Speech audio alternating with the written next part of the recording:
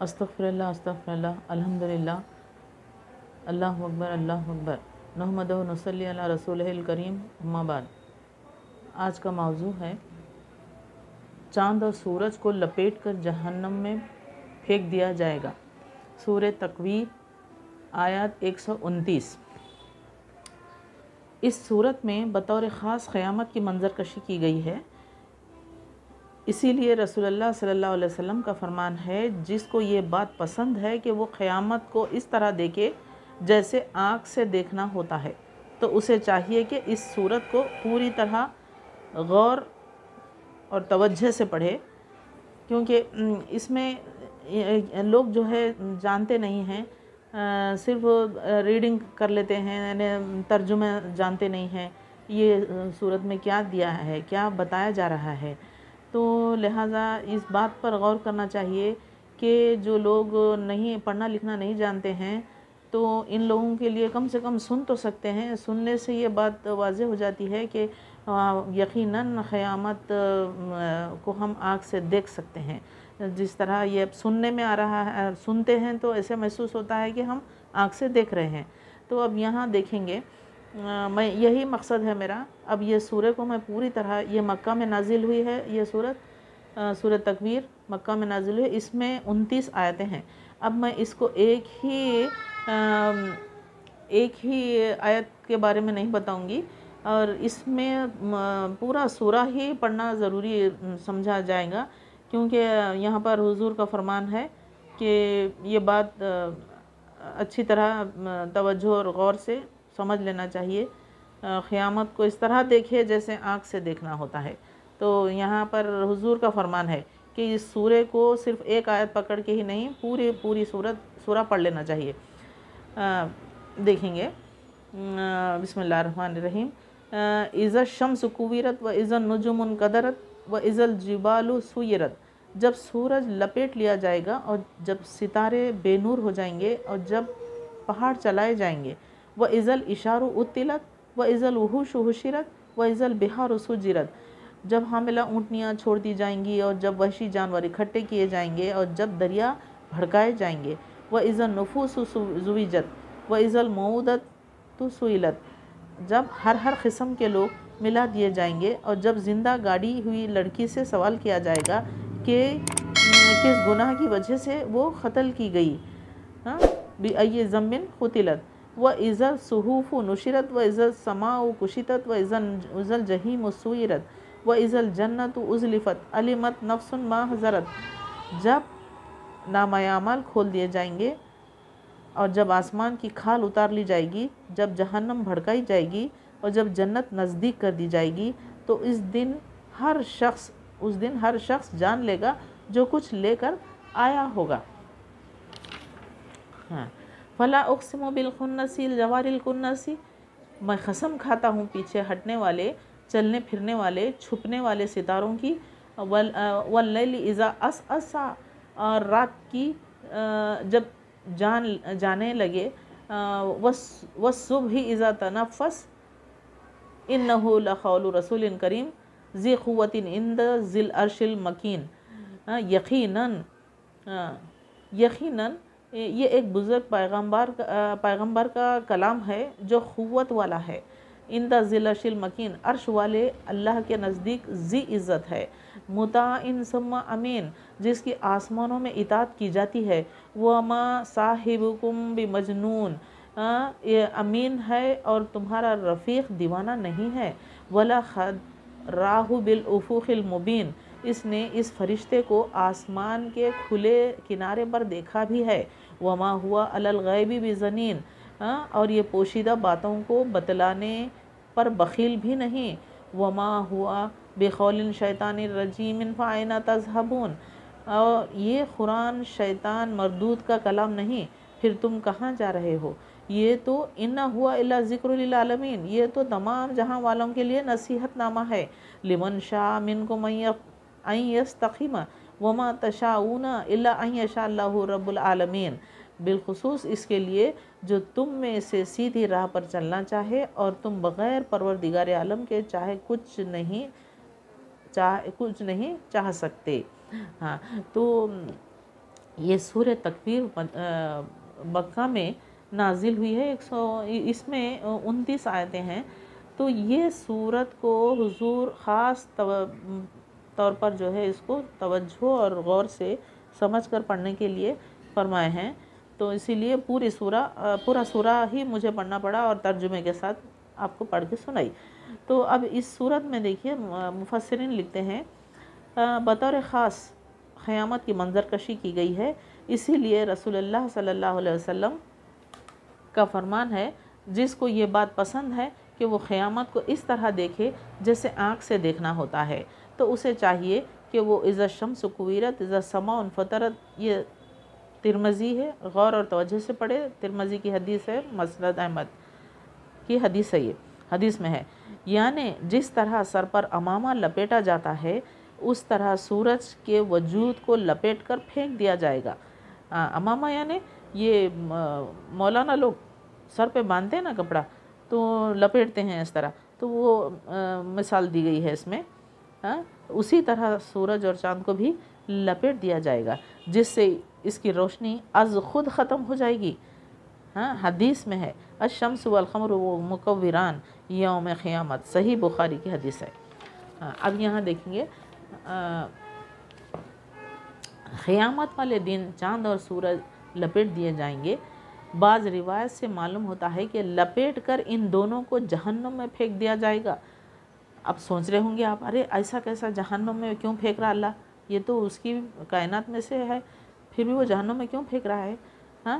تاکہ مشرکین مزید ذلیل و خوار ہوں جو ان کی عبادت کرتے تھے، یعنی لوگ جو ہے کبھی وہ ایمان نہیں لا کر جو ہے اللہ پر ایمان نہیں لا کے چاند و سورج کی پرستش کرتے تھے، ابھی بھی کر رہے نا لوگ، تو اس طرح سے جو ہے اللہ ان کی وہ ذلیل و خوار ہونے کے لیے وہ جہنم میں پھینک دے گا لپیٹ کر۔ دوسرا ترجمہ ہے جھڑ کر گر جائیں گے، یعنی آسمان پر ان کا وجود ہی نہیں رہے گا اور پہاڑوں کو زمین سے اکھیڑ کر ہواؤں میں چلا دیا جائے گا اور وہ دھنی ہوئی روئی کی طرح اڑیں گے۔ اب پہاڑ کیا ہو جائیں گے، جیسا روئی کو دھنکتے ہیں تو ریزہ ریزہ ہو کے اڑتی ہے ہوا میں، اسی طرح پہاڑ بھی ریزہ ریزہ ہو کے اڑ جائیں گے۔ حمل والیاں یعنی گابھن اونٹنیاں جب ان کا حمل 10 مہینوں کا ہو جاتا ہے تو عربوں میں یہ بہت نفیس اور قیمتی سمجھی جاتی تھیں۔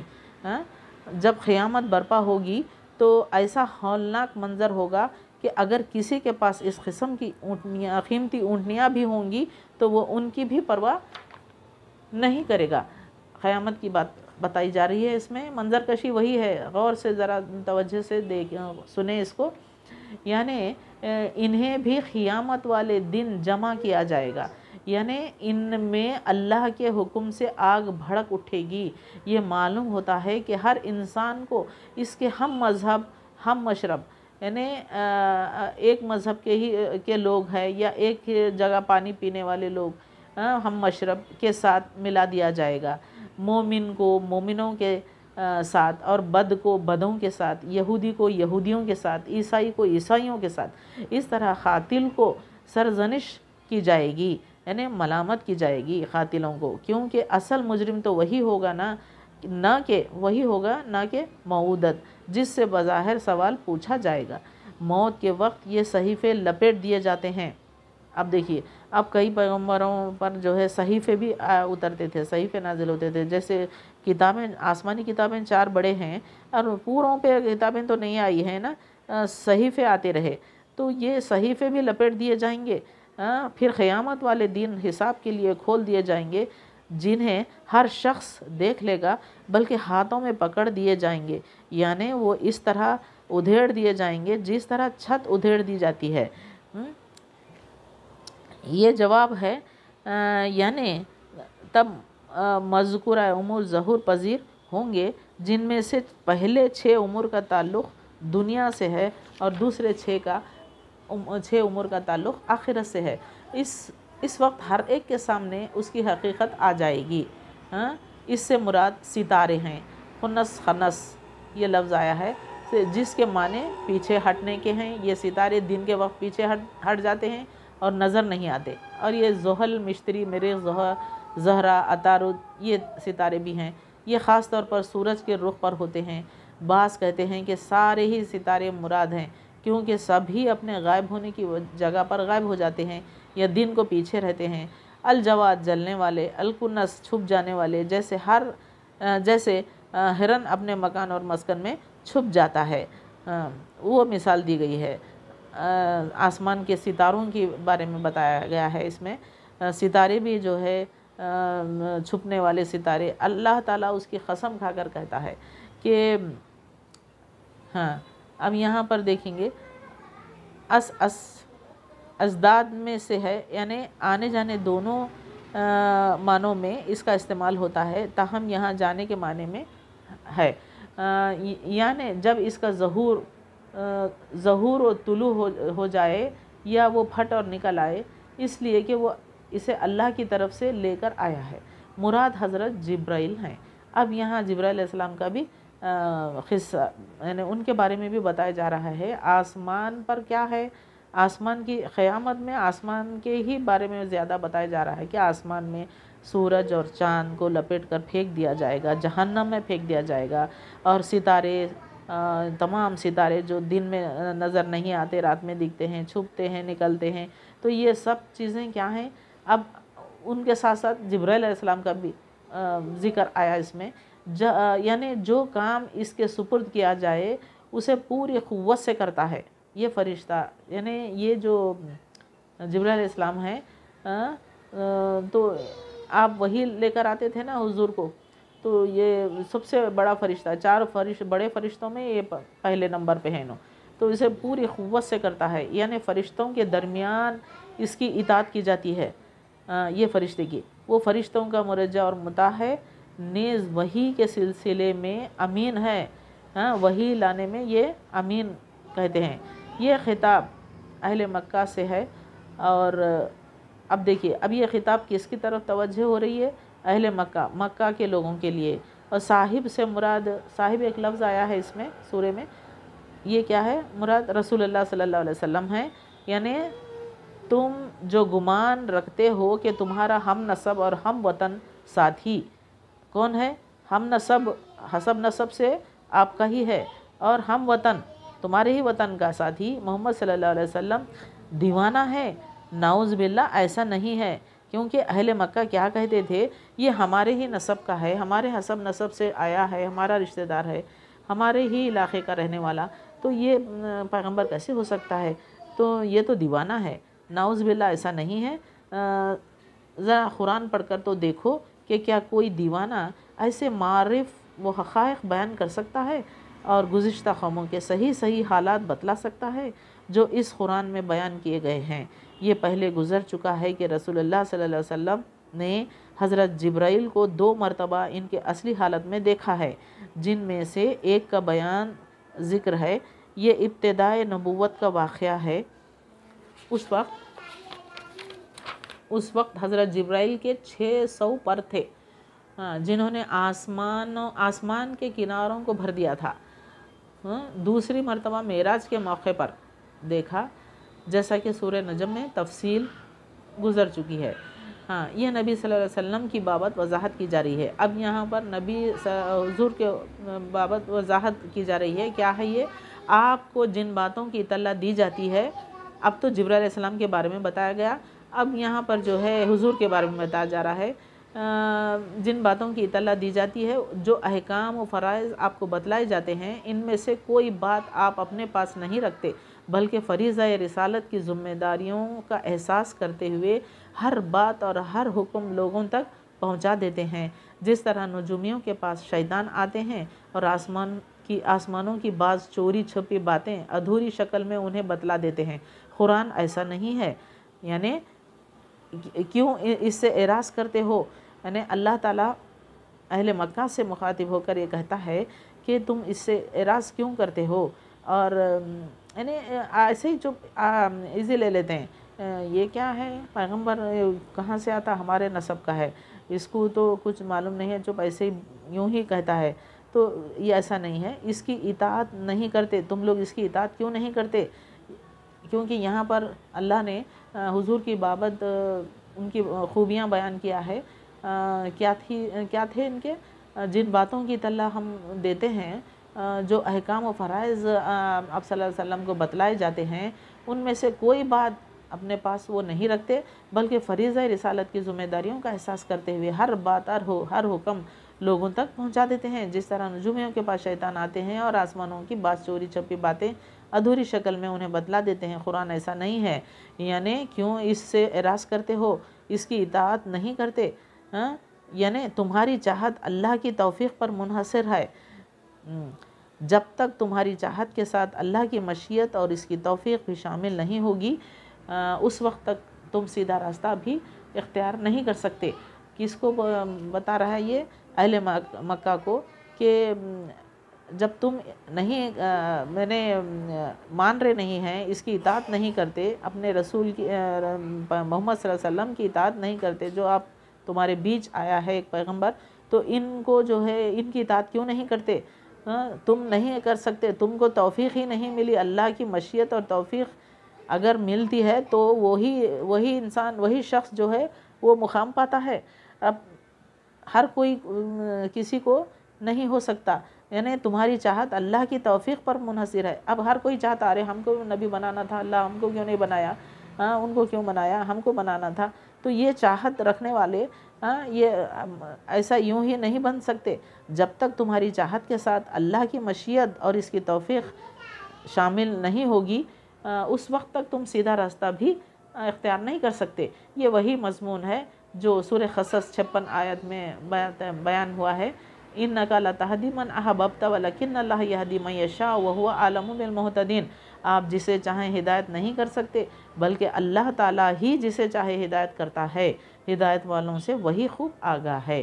یہ ایک سورہ قصص میں یہ ایک آیت آئی ہے، اس میں اسی کا بیان ہے، یعنی جسے چاہیں ہدایت نہیں کر سکتے۔ تو اللہ جس کو چاہتا ہے، مشیت اس کی مشیت سے ہی جو ہے وہ مقام پا سکتا ہے۔ تو یہاں پر اللہ تعالیٰ قیامت کی جو منظر کشی کیا ہے اس یہ سورے میں، تو مفسرین نے اچھا کھل کر اور تفصیل سے اس کو بیان کیا ہے۔ تو میں سمجھتی ہوں یہ اچھی طرح غور سے توجہ سے سنیں اس بات کو، ایک بار نہیں، دو بار نہیں، بار بار سنیں، تاکہ آپ کے ذہن میں ایسا آ جائے، دماغ میں، کہ ہم یہ اس منظر کو آنکھوں سے دیکھ رہے ہیں، قیامت کے اس منظر کو ہم آنکھوں سے دیکھ رہے ہیں۔ یہ محسوس ہونا چاہیے، ہر انسان کو یہ ہونا چاہیے، کیونکہ اب قیامت کب آتی کس کو پتہ ہے، کس کو پتہ ہے؟ تو اسی لیے یہ صورت جو آئی ہے وہ قیامت کی منظر کشی ہے یہ، اور اس لیے اس کو بار بار سننا چاہیے، اور حضور کا فرمان بھی ہے یہ، اس طرح دیکھے جیسے آنکھ سے دیکھنا ہوتا ہے۔ تو یہ سورے کو پوری طرح ترجمہ سے اور اس کی تفسیر کو بھی اچھی طرح غور توجہ سے سنیں اور پڑھ کے بھی دیکھیں۔ اس میں دیکھیے آسمانی کائنات میں، آسمان پر کائنات کیا ہے اس کے بارے میں بھی بتایا گیا ہے اس میں سورے میں۔ اللہ تعالیٰ ستارے، چاند، سورج، ان کو سب کو، پہاڑوں کو، دنیا میں کیا وہ اس کے مخلوق ہے، ان سب کو جو ہے کس طرح وہ تباہ کر دے گا قیامت میں۔ اور اونٹنیوں کا بھی ذکر آیا، جو قیمتی اونٹنیاں ہوتی تھیں اس کو بھی جو ہے وہ پرواہ نہیں کرے گا۔ تو یہ قیامت میں کیا ختم کر دے گا، پوری دنیا کو ختم کر کے جو دکھا رہا ہے منظر، اس کو اچھی طرح پڑھ لینا چاہیے۔ اور یہاں تک کہ آسمان پر جو فرشتہ ہے، سب سے بڑا فرشتہ جبرائیل علیہ السلام کا بھی ذکر آیا، اور جبرائیل علیہ السلام کیا کرتے تھے، اور اس کے بعد پھر اپنے حبیب کے لیے وہ کیا وحی لا کے دیتے تھے یعنی اللہ کے حکم سے۔ تو ان کو بھی لوگ جو ہے نہیں ماننے لگے، نہیں مانتے تھے، ارے ہمارے نسب کا ہے، ہمارے حسب نسب کا، اس کو کیسے پیغمبری، ہم کو بھی تو آ سکتا تھا، ہم کو کیوں نہیں بنا؟ تو یہ اللہ کی مرضی ہے، جسے چاہے اس کو وہ اپنی مشیت سے اس کو عطا کرتا ہے، سب کے بس کی بات نہیں ہے۔ تو یہی منظر کشی ہوئی ہے اس میں۔ تو لہٰذا میں سمجھتی ہوں کہ اس کو اچھی طرح سے 2-3 بار پڑھ کے 2-3 بار سنیں بھی، اور اس کا ترجمہ تفسیر کو توجہ اور غور سے سن لیں، فائدے میں رہوں گے۔